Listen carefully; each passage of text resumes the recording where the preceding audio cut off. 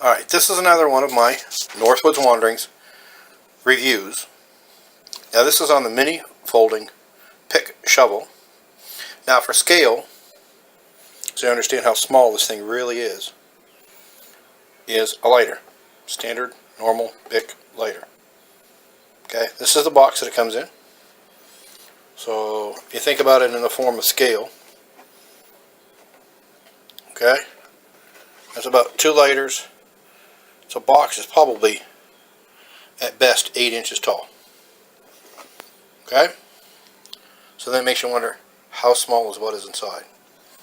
So bear with me for just a second. I'm going to do a quick cutaway and I'll come right back and I'll show you what it looks like outside the box so you can see what it's like in its little bag. Alright, well here we are again, and this is the same little mini folding pick shovel. Now this is supposed to be, I guess we'll say, a smaller version of the military entrenching tool. And again, keep in mind we're saying it's mini. It's a very small trenching tool. Okay? Now, I have to go in, open this up, and the easiest way is for me to cut away and come back in about 2 seconds. So bear with me. Alright, well here's the tool out of the little bag. This was slid in this way, and the handle slides in beside it. Just save you all of that and just explain it. Now the handle screws into the end. Okay. Excuse me, being a little French here.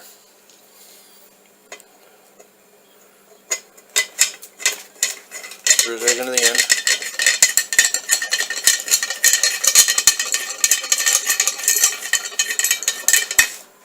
Okay.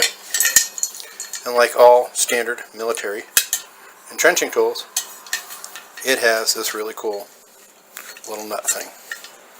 Now the only problem is it is extremely difficult to get at.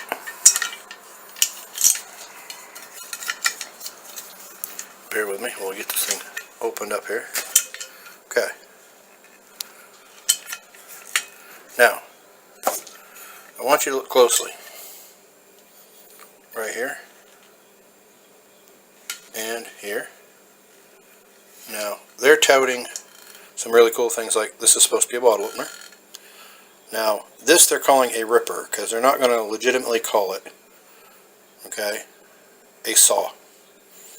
So in the book they refer to it as a ripper. Well, I don't know too many things I need to rip, but if it was a saw,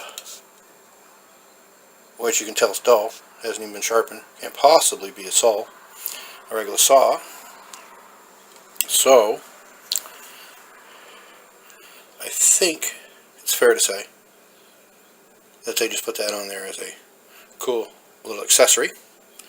Now, again, we have a little hole over here. Not 100% sure what they decided they want that to be. I'll be brutally honest with all of you, and that is, I'm really not a fan. I've used the real deal trenching tools, and this is really kind of lightweight, kind of sheepishly made. One of the big selling points, of course, is, look, it has a compass in the handle. Okay, so,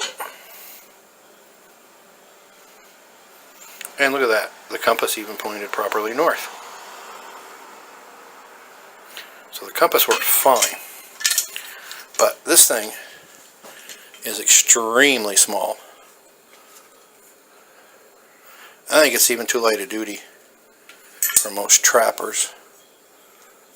This may be more of an interesting object to buy for a young son in the Cub Scouts, possible Boy Scout kind of thing, because inside the bag, which is right here, it is conveniently carried on your hip. But it is extremely small and extremely lightweight. I mean, we'll let you get a close look at this.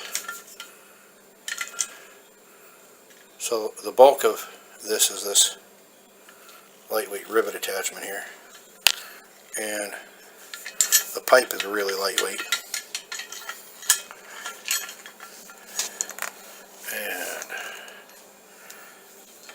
Well, the long and short is I'll save you all the aggravation here. I'm just trying to tighten this thing up just a hair more. It's hard to do one-handed. I do apologize. There we go.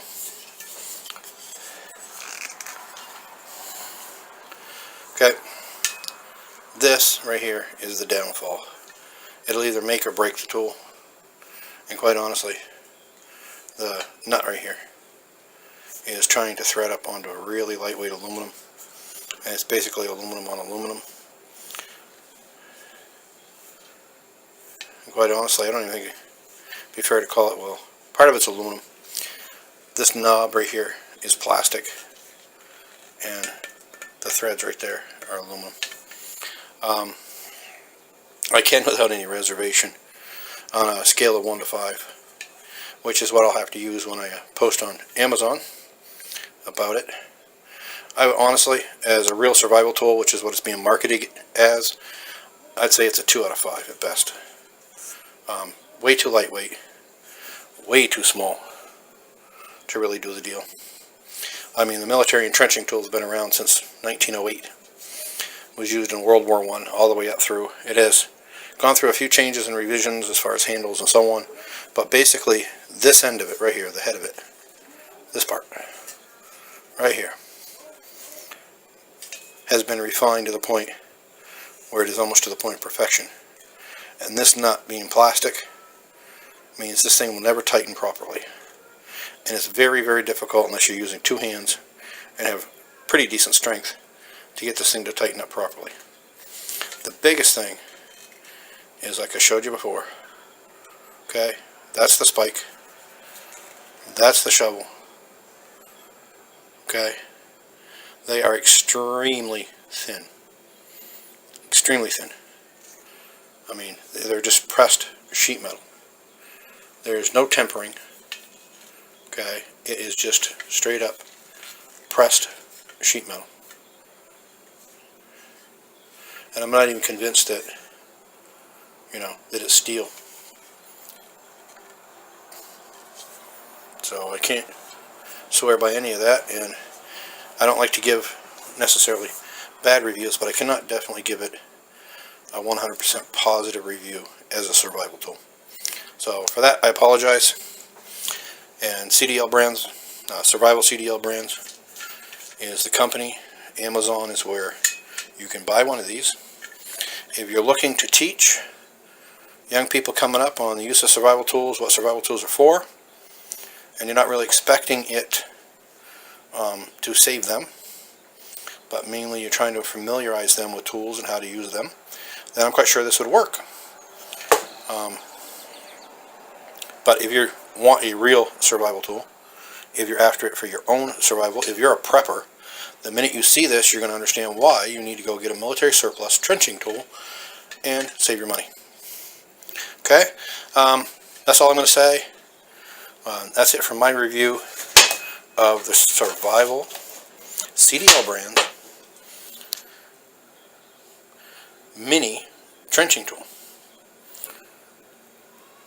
And look forward to a few more reviews I've got coming up, and keep an eye on my channel, and please favorite my channel. I try to be completely honest with everybody, and I'm quite sure there's going to be a few people upset that I don't really see this the way they do. But to be honest, I don't really see this as a proper survival tool. It's an interesting toy. You have a great evening, and thanks for watching.